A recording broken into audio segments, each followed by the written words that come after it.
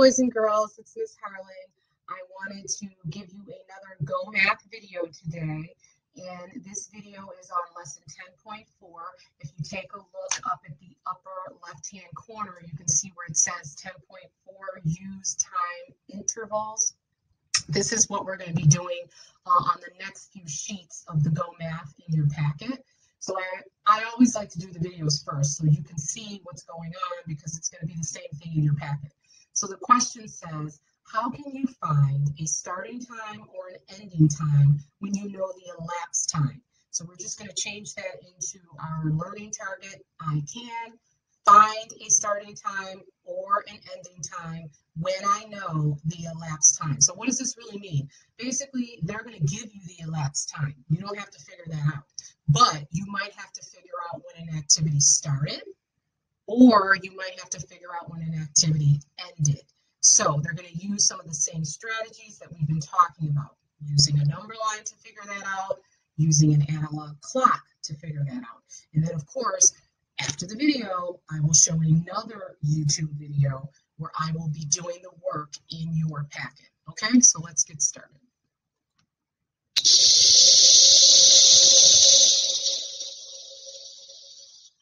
Hello. Today I'm going on an animal safari. I'm going to write down what time I see each animal. Use these binoculars to help me look for some animals. Okay. It's 2:11 p.m. And there's Pedro. Isn't he cute? Hi, Pedro.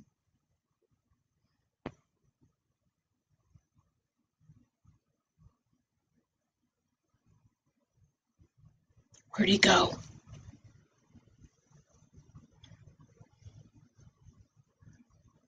Hey, where did he go? Use the binoculars to see if you can spot Pedro again. The timer will keep track of how much time goes by. Okay, we saw him at 2:11. Let's see how much time goes by until we find him again.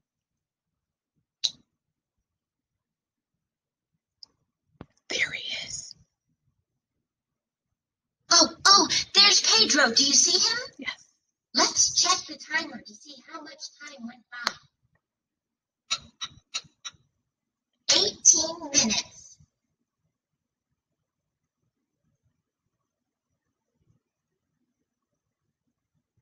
I wonder what time it is now. Hey, how can we use the starting time and the elapsed time to find that out? Come on, let's go see. Okay, again, they don't show you how she figures it out, but she did say, let's use the starting time, which was 2:11 p.m., and the elapsed time, which was 18 minutes, to see what time this ended, where she ended up seeing Pedro. So if he was seen at 2:11, then he went away, and then he popped back up 18 minutes later. That means at 2:29 is when she saw him again. So we found the ending time because we knew the start time and we knew the elapsed time. So what we did is we just added the minutes. So now they're going to show you some other ways to find either the starting time or the ending time. Jacob is working on his oceans project. Where is it?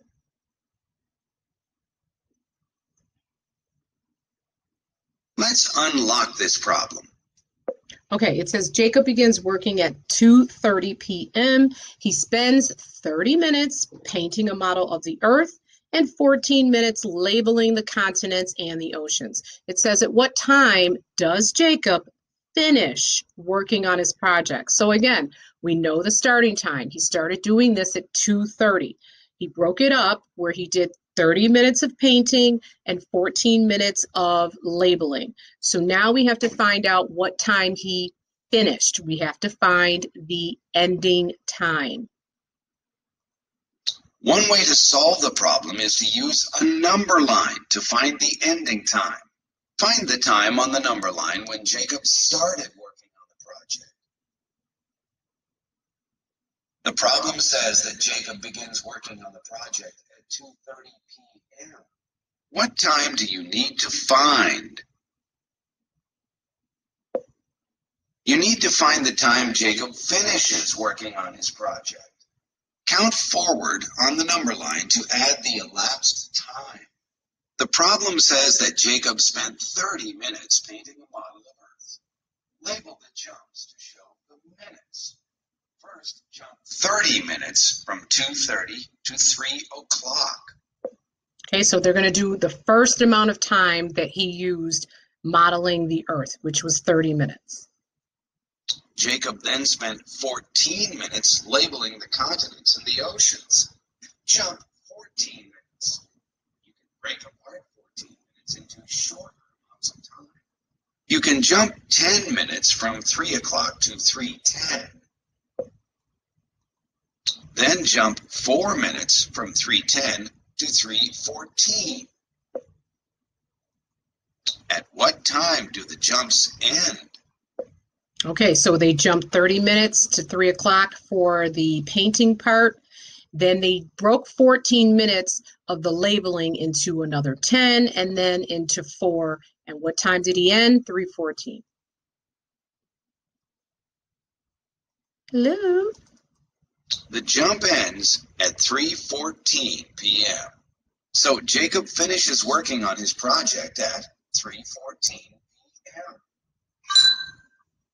Jacob begins working on his oceans project at 2:30 p.m. He spends 30 minutes painting a model of Earth and 14 minutes labeling the continents and the oceans. At what time does Jacob finish working on his project?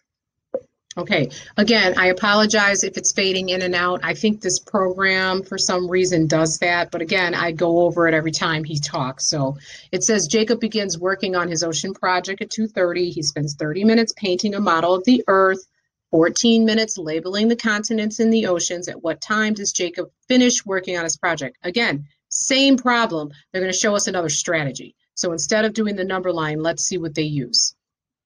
You can use a clock to find the ending time. The start time is 2:30. Find the start time on the clock. So if you didn't hear what he said, we know that he started working on his project at 2:30, and they want us to show that on the clock, or they're going to show it for us. Please take a look. The hour hand is halfway between the 2 and the 3. The minute hand is at the 6. This indicates 2:30. Start by counting by fives. 5. What's next? 10. Next. 15. Next. 20. 25. 30. 35. 40. Now, let's count by ones. 41. 42.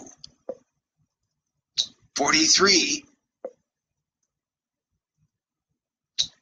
44. So, what's the ending time? Remember, you passed the 12 once. Okay, so now 44 minutes have gone by. How do we know that? Because over here in the problem again, 30 minutes he used for painting the Earth, 14 minutes he used for labeling. If you add those together, it's 44 minutes. That's what we counted around the clock.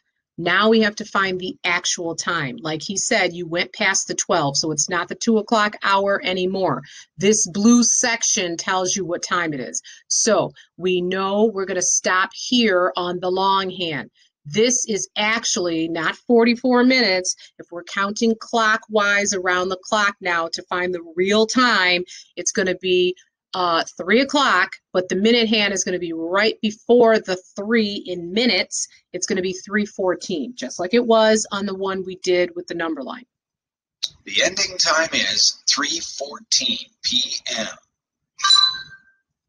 Whitney swam laps in the pool for 35 minutes.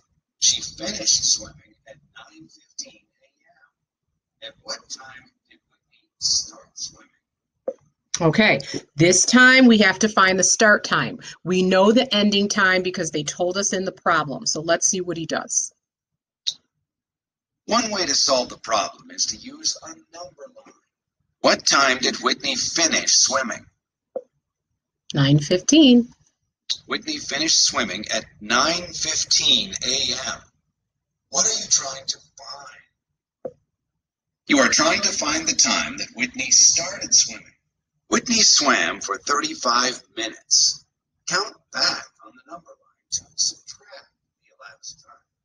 Label the jumps to show the minutes. All right, again, this is a number line, but we haven't done this before. We're counting back on the number line to see what time she started swimming. We have to count back 35 minutes. Less 15 minutes is 9 a.m. Less 15 more minutes is 8:45 a.m. And then less 5 minutes for a total of 35 minutes. Leaves you at what time when the jumps end? So we know she used 15, 15, and 5 because that gives you a total of the 35 minutes she was swimming. Now we know that starting time, which is? So, what time did Whitney start swimming? 8:40. So Whitney started swimming at 8:40 a.m. Use the number line to find the starting time if the elapsed time is 40 minutes. Drag the numbers to label the two jumps and the number line. Okay, so now they want us to do it. We know it says use the number line to find the starting time. We know the ending time was 4:10. It's right there. We know the elapsed time was 40 minutes. So we're taking 40 minutes and we're counting backwards to find out what time this activity started. So they did the first one for us. Take 10 minutes away from 4:10. You'll be at 4 o'clock. Oopsie, get in there. Now we're going to take another 15 minutes to find this time, and we're going to take another 15 minutes again to find this time because all of these times, these minutes add up to 40. That's it. 40 minutes elapsed, and the number line shows that the first jump back was 10 minutes. That takes you back to 4 o'clock. You have 30 minutes and 2 jumps left. 30 divided by 2 is equal to 15. So each of the remaining jumps is 15 minutes. Drag the numbers to complete the number line. Now we have to complete the number line by writing in the times because we did the jumps already. So we're at 4 o'clock. If we take 15 minutes off of 4 o'clock, it'll be 3:45. If we take another 15 minutes off 3:45, we'll be at 3:30.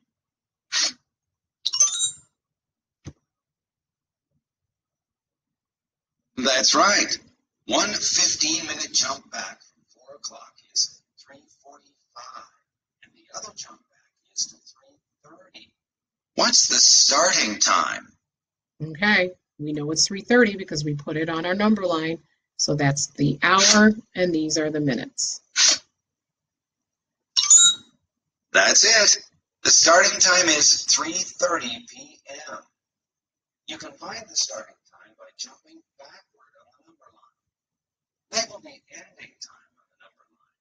Then jump backward to subtract the elapsed time. Your jumps end at the starting time. Find the ending time. The starting time is 10:50 a.m. The elapsed time happens from riding the bike for 20 minutes and doing homework for 15 minutes. Okay, we're almost done. This clock shows that it is 10:50. That's when this activity started. The activity was riding the bike for 20 minutes and then doing homework for 15 minutes. So first, we need to add those times together because that tells us the total elapsed time. 35 minutes went by. So now we're going to take that 35 minutes and we're going to count forward to see what time this activity actually ended. All right, and here are our choices. So before we pick a choice, we got to count. We're going to start at 10:50 at the 50-minute mark right here where I'm pointing, and we're going to count 35 minutes because that's the total for the two activities. So this would be 5, 10, 15, 20, 25, 30, 35. Now you're not in the 10 o'clock hour anymore. You're in the 11 o'clock hour. So we know it's 11 o'clock, but our minutes are on the 5. So how many minutes is that? 25 minutes. So now we know that the activity ended at 11:25. Now, I did this before and it told me I was wrong, but let's see what it says. 11:25 is the answer. The starting time was 10:50 a.m. Bike riding was 20 minutes, which takes you to 11:10. Homework was another 15 minutes, which takes you to 11:25. Okay, and that's what I picked. So for some reason, the video made a mistake. Moving on. Now let's practice with the personal math trainer. Okay, again, I'm not going to do that. I spent enough time on the video showing you what lesson 10.4 is basically all about. We have to find either the starting time or the ending time if we know the elapsed time. And we can do that using a number line or an analog clock. I know the analog clock is very confusing, so I really like using the number line more than anything. And I think that strategy is probably the one you would like to use the most as well, because it's a little bit easier to kind of just count backwards or to count forwards. But again, I will be showing another video with lesson 10.4 about this activity, okay? So I'll see you in a little bit. Thanks. Bye, guys.